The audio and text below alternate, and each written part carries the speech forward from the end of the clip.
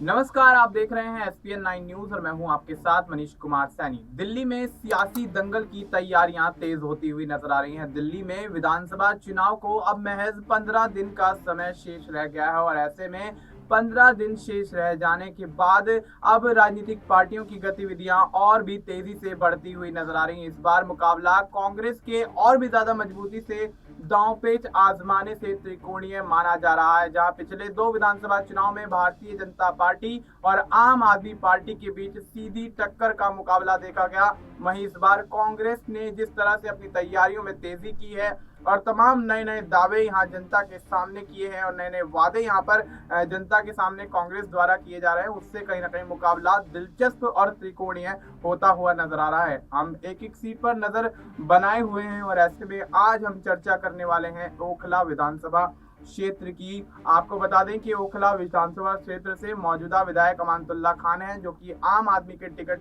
Party के ticket पर पिछले विधानसभा चुनाव में प्रचंड बहुमत से जीत हासिल करते हुए नजर आए थे। और इस सीट पर विस्तार से चर्चा करेंगे हमारे सहयोगी अमन सर के साथ। सर, बहुत बहुत स्वागत है आपका। जी सर, किस तरह से देखते हैं पूर्वी दिल्ली लोकसभा क्षेत्र की अगर बात करें तो यहाँ 10 विधानसभा इसके अंदर शामिल होती हैं, जिसमें पूर्वी दिल्ली लोकसभा क्षेत्र की बात करें तो इसमें लगभग 10 विधानसभा क्षेत्र शामिल हैं, जिसमें कृष्णा नगर, गांधी नगर, लक्ष्मी नगर, विश्वास नगर, त्रिलोकपुरी, जंगपुरा, कोंडली, शाहदरा और पटपड़गंज के अलावा ओखला विधानसभा सीट शामिल है। और ओखला विधानसभा सीट पर विस्तार से चर्चा करेंगे हमारे सहयोगी अमन सर के साथ। सर, बहुत बहुत स्वागत है आपका। सर, किस तरह से देखते हैं ओखला में अमानतुल्लाह खान का, जिस तरह से पिछले दो विधानसभा चुनाव से दबदबा देखा जा रहा है, किस तरह की स्थिति नजर आ रही है इस बार के विधानसभा चुनाव में अगर देखा जाए? देखिए मनीष, बिल्कुल ओखला विधानसभा सीट की बात करें तो ये वो सीटों में से आती है दिल्ली की जिन 12 सीटों की बात करते हैं जहाँ पर मुस्लिम मतदाता ज्यादा तादाद में नजर आते हैं, या मुस्लिम बहुल क्षेत्र इनको कहा जा सकता है, या फिर ये भी कह सकते हैं कि मुस्लिमों की भागीदारी यहाँ पर सबसे ज्यादा नजर आती है। ओखला विधानसभा की बात करें तो अलग अलग आंकड़ों की तरफ से देखें तो लगभग 45 से 50% के आसपास जो मुस्लिम मतदाता हैं वो इस सीट के ऊपर नजर आते हैं। और इसी का प्रभाव भी हमें देखने को मिलता है कि ओखला विधानसभा, क्योंकि दिल्ली की ही अगर बात करें तो 93 में यहाँ पर विधानसभा की जो कह सकते शुरुआत होती है, और 93 में यहाँ पर परवेज हाशमी जो है वो जेडीयू से चुनाव जीतते हुए नजर आते हैं। इसके बाद 98 में परवेज हाशमी कांग्रेस पार्टी में शामिल हो जाते हैं और कांग्रेस पार्टी का दामन थाम कर चुनाव जीतते हुए नजर आते हैं। 2003 में फिर उनकी जीत होती है, यानी कि लगातार बैक टू बैक वो चुनाव जीतते हुए नजर आते हैं। 93 में, 98 में,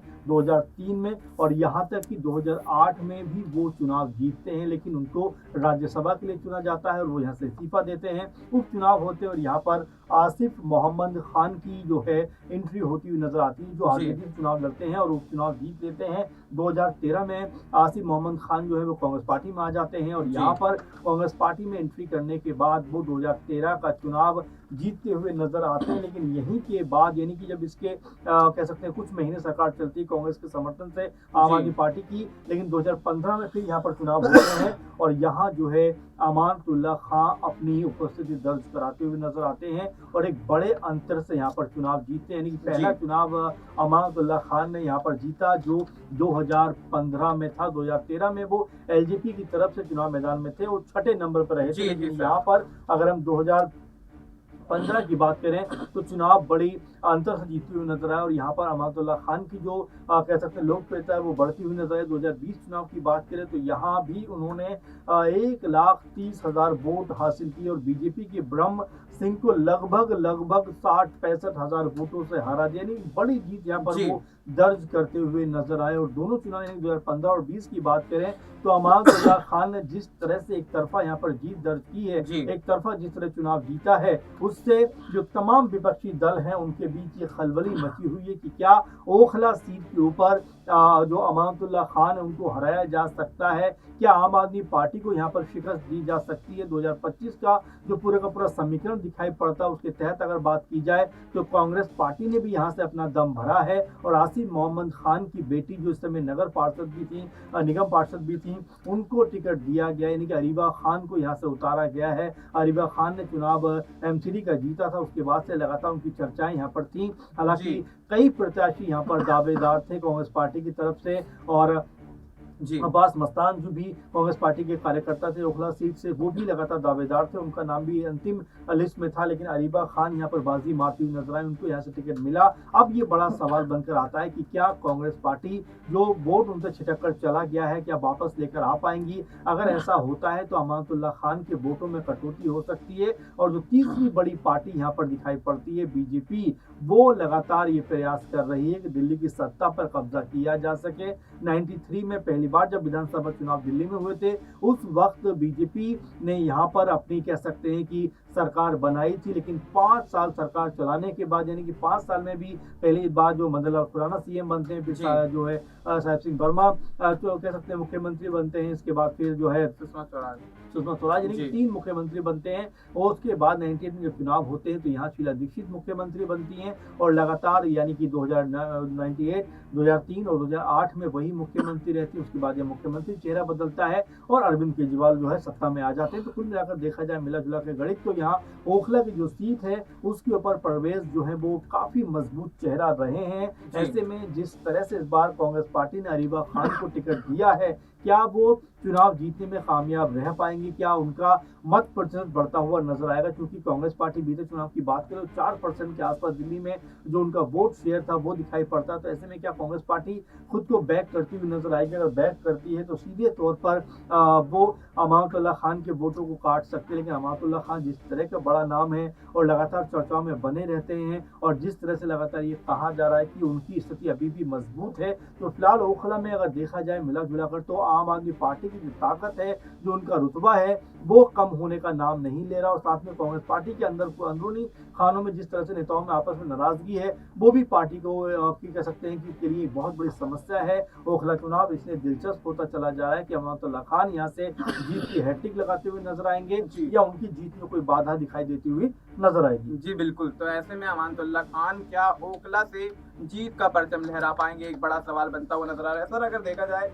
पिछले विधानसभा चुनाव में कांग्रेस ने परवेज हाशमी को अपना उम्मीदवार बनाया था, जिन्होंने 5123 वोट प्राप्त किए थे। तो ऐसे में क्या लगता है, कांग्रेस इतने कम आंकड़े से पिछले विधानसभा चुनाव में यहाँ पर पीछे रह गई, तो क्या इस बार वो दबदबा कायम करने में कामयाब रहेगी? क्योंकि देखा जाए तो मुस्लिम बहुल सीट है, अमानतुल्लाह खान भी मुस्लिम प्रत्याशी और अरीबा खान भी एक मुस्लिम चेहरा है। क्या लगता है, क्या जनता कंफ्यूजन में तो नहीं आ जाएगी मुस्लिम चेहरे को लेकर? देखिए, जैसे मैंने शुरू में आपसे कहा कि लगभग 45% के आसपास यहाँ पर मुस्लिम मतदाता नजर आते हैं, और जाहिर बात है कि आपस में अगर इतने बड़े चेहरे टकराएंगे तो इसका फायदा बीजेपी को हो सकता है, जो उनकी तरफ से मनीष चौधरी इस बार मैदान में है। कुल मिलाकर यहाँ का जो चुनाव है, जो राजनीति का समीकरण है, और जिस तरह की बीते चुनावों की हम कह सकते हैं जीत और हार को देखते हैं, उसमें नजर आता है कि मुस्लिम वोटर्स का यहाँ पर बहुत बड़ा अहम और कह सकते हैं बड़ा किरदार है। इसीलिए अमानतुल्लाह खान के ऊपर लगातार 2 बार आम आदमी पार्टी ने जिस तरह दाव लगाया, और दोनों बार यहाँ पर बड़ी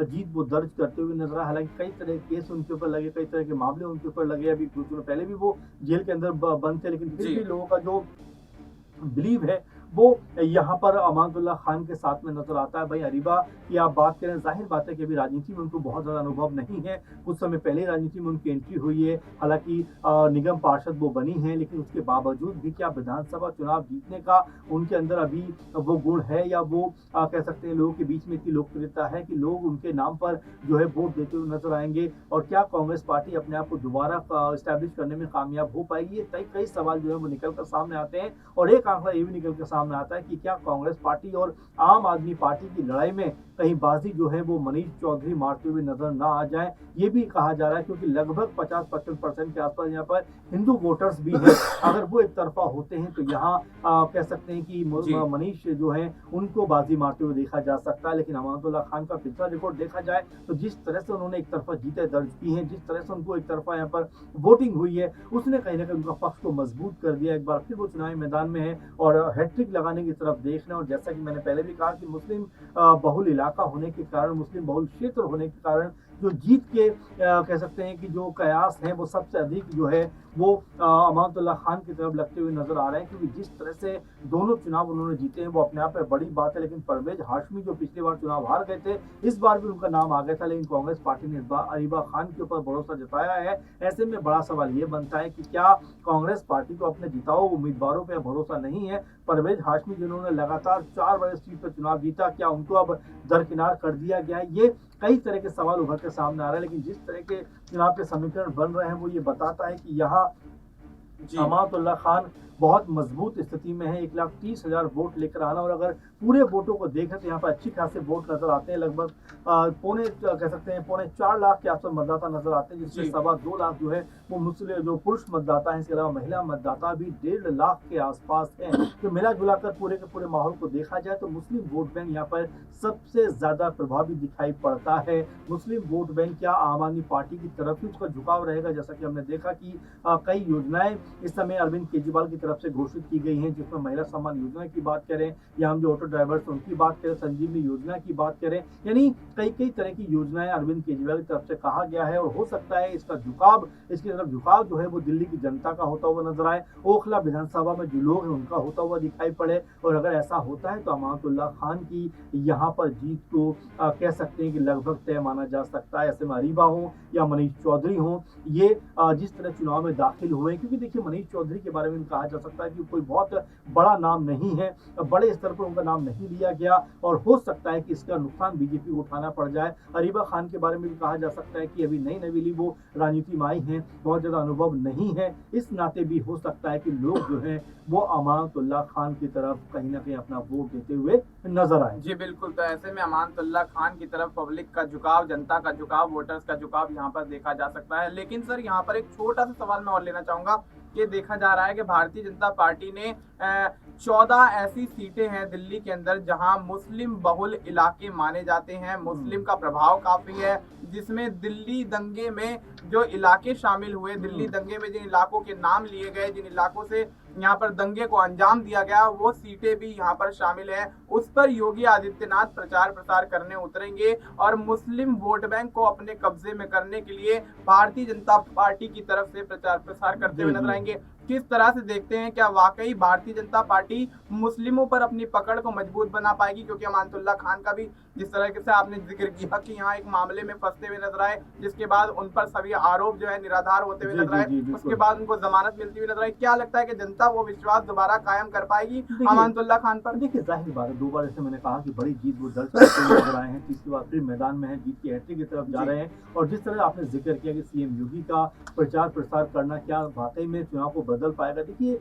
जाहिर सी बात है कि सीएम योगी भी एक लोकप्रिय चेहरा है, लेकिन दिल्ली का क्योंकि समीकरण अलग हो जाते हैं, यहाँ पर मुद्दों की बात होती है, विकास की बात होती है, बटेंगे तो कटेंगे, इस तरह के नारों पर यहाँ पर कोई भी स्थान नहीं होता। इसीलिए हो सकता है बीजेपी की तरफ से अगर वो चुनाव प्रचार में उतरे तो हो सकता है इस बार कुछ बदले से नजर आए, क्योंकि यहाँ दिल्ली के जो मुद्दे होते हैं वो उत्तर प्रदेश और तमाम जो बिहार और तमाम जो जगह है उनकी राजनीति से बिल्कुल अलग होते हैं। यहाँ पर जो विकास की बातें ज्यादा सुनी जाती हैं, यहाँ पर कैसे डेवलपमेंट हो उसकी बातें ज्यादा सुनी जाती है। इसीलिए मुझे ऐसा लगता है कि सीएम योगी प्रचार प्रसार करने तो जरूर आएंगे जी, लेकिन उनके प्रचार प्रसार में शायद बदला हुआ रंग नजर आए, बदली हुई बातें नजर आए, क्योंकि कुंभ मेले में अभी बिजी हैं और जिस तरह से कल आपकी घटना हुई तुरंत वहां पर पहुंच जाते हैं। यही बात कही जाती है योगी जी के बारे में कि वो तुरंत एक्टिव रहते हैं, और दिल्ली में जब वो आएंगे किस तरह से उनकी एक्टिवनेस दिखाई देगी, किस तरह से वो यहाँ पर अपने बयानों को देते हुए रखते हुए नजर आएंगे, और क्या वाकई में लोग उनके बयानों से कहीं ना कहीं उनके जो झुकाव लोगों का है वो बीजेपी की तरफ होता हुआ दिखाई पड़ेगा। तो ऐसे कई सारे सवाल हैं जो आने वाले दिनों में उठेंगे, और जाहिर बात है कि अगर सीएम योगी का मैजिक चला तो बीजेपी को कुछ % का फायदा हो सकता है, लेकिन जीत हार का अंतर कोई बहुत बड़े उससे ये नहीं कहा जा सकता कि पूरा उलटफेर हो सकता है। लेकिन फिलहाल मुकाबला जो है वो आम आदमी पार्टी, बीजेपी और कांग्रेस पार्टी के बीच में जिस तरह से बना हुआ है बहुत दिलचस्प नजर आ रहा है, क्योंकि ये मुकाबला एक तरफा दिखाई नहीं पड़ रहा है, क्योंकि आम आदमी पार्टी भी लगातार जोर आजमाइश में है, बीजेपी भी जोर आजमाइश में, और कांग्रेस पार्टी भी अपने आप को दोबारा रीस्टैब्लिश करने के लिए कह सकते हैं इस दौड़ में शामिल है। और यही वजह है कि ओखला सीट पे भी चुनाव जो है मनीष बहुत इंटरेस्टिंग हो रहा है कि जिस तरह से मनीष चौधरी हो बीजेपी के या कांग्रेस पार्टी के अरीबा खान हो या फिर अमानतुल्लाह खान जो सिटिंग एमएलए हैं 2 बार से लगातार चुनाव जीत रहे हैं, किस तरफ जनता का मूड होगा, किस तरफ जनता का झुकाव होगा, ये देखने वाली बात होने वाली है। लेकिन फिलहाल चुनाव जो है वो अपनी तमाम कह सकते हैं कि जो पराकाष्ठा है, जो कह सकते हैं कि चुनावी जो उन्माद है वो यहाँ पर सबसे उच्च कोटि पे दिखाई पड़ रहा है, क्योंकि चुनाव होने में महज 10 से 15 दिन का समय बचा है। ऐसे में तमाम पॉलिटिकल पार्टियां